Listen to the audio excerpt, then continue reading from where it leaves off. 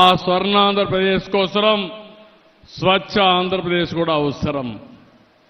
అది కూడా మైదుకూరులో ప్రారంభించడం నా అదృష్టంగా నేను భావిస్తున్నాను.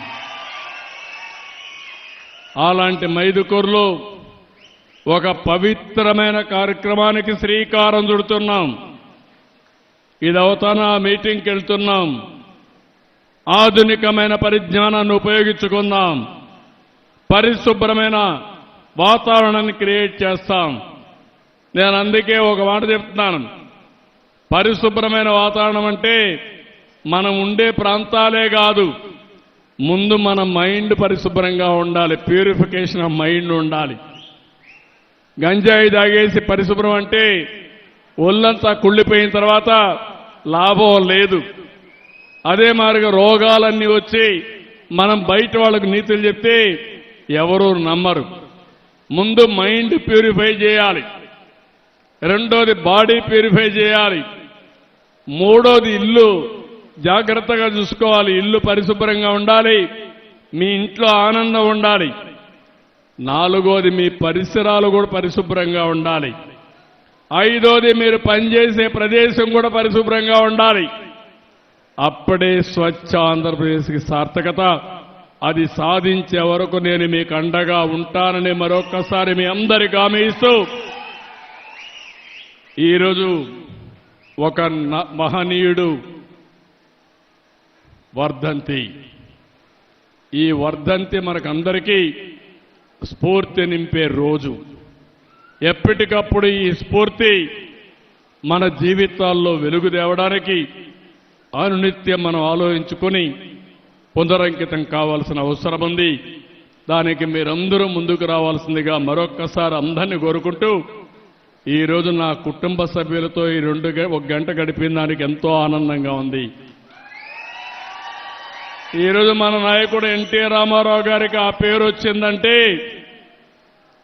నేను ఈరోజు నిలబడుకొని ధైర్యంగా ఇవి చేశానని చెప్పగలిగానంటే దానికి కారణం తెలుగుదేశం పార్టీ కార్యకర్తలు. భుజాలు అరిగే విధంగా తెలుగుదేశం పార్టీ జెండా మోశారు. ఎవరైనా చంపుతా ఉంటే ప్రాణాలు కూడా లెక్క పెట్టుకోకుండా తెలుగుదేశం పార్టీ జెండా మోశారు. ఇక్కడే ప్రొద్దుటూరులో నందం వెంకట సుబ్బయ్య ఇప్పటికి కూడా నాకు జ్ఞాపకం ఉన్నాడు. ఒక అవినీతి పైన పోరాడితే ఆ రోజు జరిగిన దారుణం మనం చూస్తే బాధేస్తుంది. కానీ అలాంటి వారి స్ఫూర్తి మనలో ఉంది. ఆ కార్యకర్తల స్ఫూర్తి ఈరోజు తెలుగుదేశం పార్టీకి శ్రీరామ రక్ష. మీకు శాశ్వతంగా రుణపడున్నా. నేను ఎన్ని జన్మలెత్తి మీకు సేవ చేసినా మీ రుణం తీర్చుకోలేను.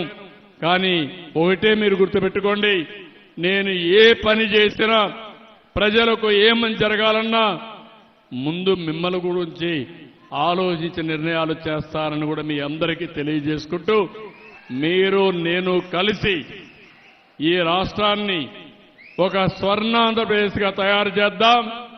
ఆ స్వర్ణ ఆంధ్రప్రదేశ్ దేశానికే కాకుండా ప్రపంచానికి ఒక ఆదర్శంగా ఉండే విధంగా చేద్దామని చెప్పి తెలియజేసుకుంటూ, ఈరోజు మీరు చూపించిన అభిమానానికి కార్యకర్తలందరికీ శిరస్సు వంచి ఎన్టీ రామారావు గారి వర్ధంతి సభలో పాదాభివందనం చేస్తూ మీ అందరి దగ్గర సెలవు తీసుకుంటున్నా.